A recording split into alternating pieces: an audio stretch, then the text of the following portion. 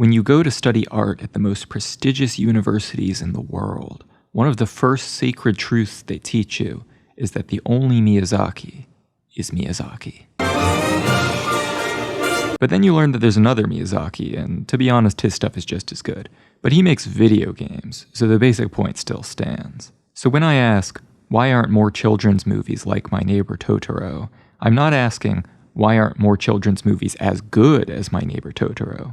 Because that's like asking, why aren't more plays as good as King Lear? Or why aren't more poets as good as Emily Dickinson? That level of genius is very rare. Rather, what I always wonder is, why don't more children's movies even try to be good in the same ways as My Neighbor Totoro?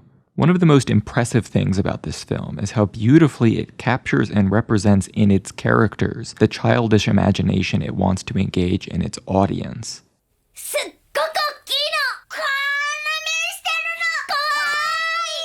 The sisters Satsuki and Mei encounter the world with words worthy in wonder, just as excited to pump water, or search for a staircase, or do laundry, as they are to discover that their house might be haunted. Miyazaki somehow manages to convey all the energy and eagerness of a flourishing childhood in just the sound of the girls' impetuous footsteps.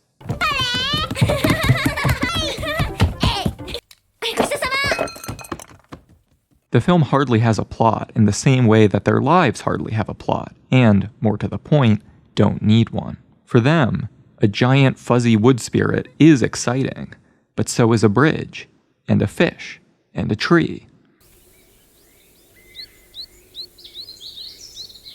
When you think back on this movie as an adult, you might assume that Totoro and the terrifying cat bus are all over this thing, but they're really barely in the movie. And this brings me to one of my main points. It's a common and, in my opinion, disastrous misconception that a clear, fast-paced story is the essential ingredient in any children's movie. The reality is that most children will happily watch movies with zero understanding of what's happening, and will happily sit through plot-sparse movies that would try the patience of the average adult. They possess a high degree of what the poet John Keats called negative capability, that is, the ability to sit in uncertainties, mysteries, doubts, without any irritable reaching after fact and reason. Children all over the world have been mesmerized by My Neighbor Totoro, and yet I challenge you to name any children's movie that moves more slowly than this one, or that has more shots with no characters in them.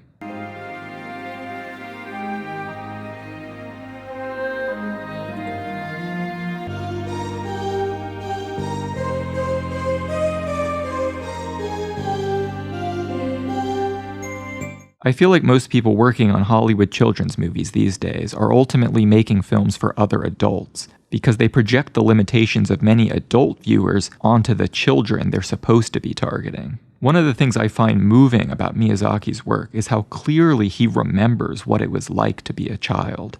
Children do get bored, of course, but boredom as a baseline state of being that you have to be shaken out of is very much an adult problem. My Neighbor Totoro breaks just about every rule in conventional storytelling, and it is a masterclass in enchantment. There are long sequences in this film with no dialogue, most notably Mei's first encounter with the three spirits. Miyazaki lets the animation and music cues do all the work.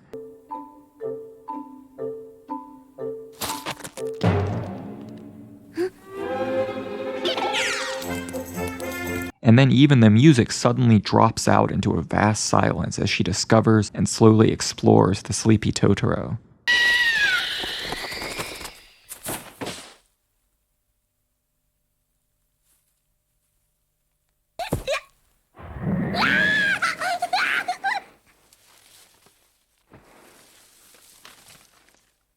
Another example, the emotional core of this movie is Satsuki and Mei's relationship with their mother.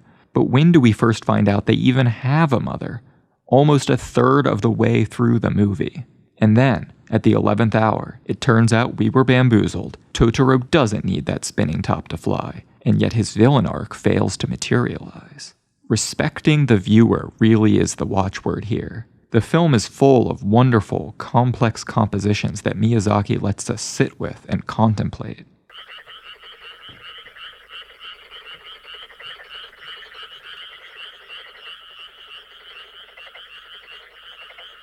This shot here, with its equally rendered planes of action, is the equivalent of a live-action deep focus shot. Miyazaki doesn't use the camera to tell you what to look at. He lets you decide as the eye roams freely over the frame. Look at this frog. Why is this frog here? What's he looking at? Shots of this frog punctuate the most iconic scene in the film, most of which is waiting for a bus. And when the scene ends... Oh, okay, it was worth it. For me, 2D animation has always represented one of the purest forms of imaginative freedom. If you can draw it, it's done. And Miyazaki uses this freedom to prod the viewer's imagination in ways that don't have to do with what's being shown, but with ways of seeing. Like with some of these totally unmotivated aerial shots. It's as if Miyazaki is saying, you can look at things from up here too, you know. This movie tells a story about the marriage of imagination and reality. It traces two very tenuous plot arcs. One is about the girl's gradually more thrilling encounters with supernatural creatures. The other is about the girl's gradually less suppressed grief and anxiety in being separated from their chronically ill mother. ねえ、ちょっと伸ばすだけだから。やだー！じゃあお母さんが死んじゃってもいいのね? Together, these two plot arcs express the unstable doubleness at the heart of many children's existence. The tension between the magic promise of life all around them and the grim specter of death always lurking in the background. Finally harmonized at the end of the film, when Totoro and the cat bus enable the girls to catch a reassuring glimpse of their mother and deliver the ear of corn May picked for her. Now look at this horrifying demon goat. Miyazaki didn't have to put that goat there. But this was one of the moments from the film that stuck with me most powerfully as a child. Why? The encounter lasts all of 10 seconds, but it gives us a startling objective correlative for May's fear that her mother will die. The fear, in miniature, that unreasoning, devouring nature will deprive you of something you cherish. That the dumb goat will steal and gobble up the corn you wanted to give your mother, just like the invisible and insidious illness might steal your mother herself. Did I understand this as a child? Absolutely not. I would have just said it's a scary goat. Does that matter? No, because art addresses the entire human being, and that's the very thing that most people making children's movies today fundamentally do not get. It hit me on a gut level, and only as an adult with a lot of practice talking about art can I offer one explanation as to why.